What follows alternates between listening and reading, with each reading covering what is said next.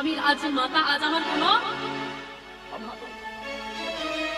যেদিন আমার কিছু ছিল না সেদিন আমি তোর কাছে কিচ্ছু চাইনি, আজ আমার সব আছে, আজ তোর কাছে কিছু চাইও দিবি। পিসিমা, মানুষের তো না থাকলে চায়, আর তুমি সব পেয়ে যাওয়ার পর চাইছো, দিবি কি তুই? আচ্ছা বলো কি চাও, দেবো আমি তোমাকে। কি চেয়েছিল জানেন কৃষ্ণ?